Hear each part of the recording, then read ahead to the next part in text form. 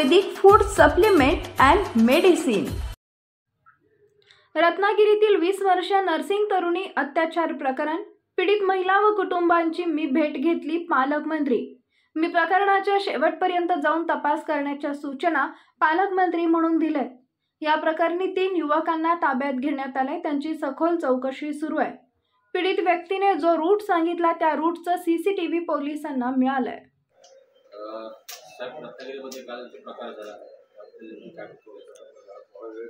आज रत्नागिरीमध्ये आल्यानंतर सर्वप्रथम मी त्या पीडित महिलेची भेट घेतली, त्यांच्या पालकांशी देखील चर्चा केली, त्यांच्या आईवडिलांना देखील मी भेटलो, त्यांच्या बहिणीला देखील भेटलो। माझ्यासोबत additional SP Shrimati Gaikwad madam देखील होत्या, सिव्हिल हॉस्पिटलचे सगळे अधिकारी होते आणि तपास कालपासूनच सुरू झालेला आहे। काही मंडळींना पोलिसांनी ताब्यात देखील घेतलेला आहे। अगदी शेवटपर्यंत जाऊन तपास करण्याच्या सूचना पालकमंत्री या नात्याने मी दिलेल्या आहेत। ज्याने कोणी हे कृत्य केले त्याला लवकरात लवकर शोधून काढून कडक कारवाई करण्याच्या संदर्भातले देखील निर्देश पालकमंत्री या नात्याने मी दिलेले आहेत। मी पोलिसांकडून देखील ब्रीफिंग घेतलेला आहे, त्याच्यानंतर डॉक्टरांकडून देखील ब्रीफिंग घेतलेला आहे। परंतु हा संवेदनशील विषय असल्यामुळं त्या ब्रीफिंगमध्ये नक्की काय आहे हे गोपनीय ठेवण्यात आलेलं आहे। परंतु या सगळ्या गोष्टी ज्या पीडित महिलेनं सांगितलेल्या आहेत, त्या मुलीने सांगितलेल्या आहेत, ती तशीच्या तशी नोंद करण्यात आलेली आहे। तसा FIR दाखल करण्यात आला आहे आणि त्याच पार्श्वभूमीवर 2 ते 3 मुलांना, युवकांना ताब्यात घेण्यात आलेलं आहे आणि त्यांची सखोल चौकशी करत आहे। शहरामध्ये मोठ्या प्रमाणात CCTVवरती खर्च करण्यात आला, पण CCTV अनेक ठिकाणी बंद आहे। अशा जर घटना घडत असतील तर CCTVचा उपयोग करा। CCTVच्या संदर्भामध्ये देखील मी पूर्ण माहिती घेतली।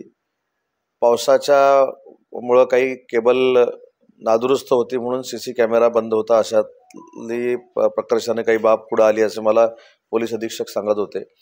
परंतु ज्या व्यक्तीवर हा प्रसंग झाला आहे त्या व्यक्तींना जो रूट सांगितलेला आहे त्याचं सगळं CC फुटेज हे पोलिसांच्या ताब्यामध्ये आलेलं आहे। नक्की त्या CC फुटेजमध्ये काय आहे त्यांनी मला देखील सांगितलेलं नाही, कारण तपास चालू आहे।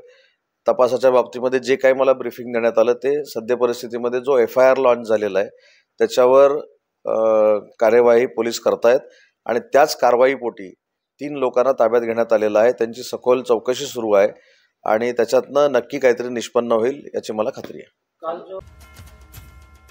Paras mobile accessories and electronics, mobile व TV रिपेरी, मोबाईल व सर्व डिश रिचार्ज।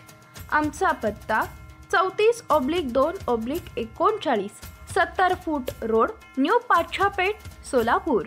मोबाईल नंबर 77 44 99 66 58 आणि 95 45 46 84 73।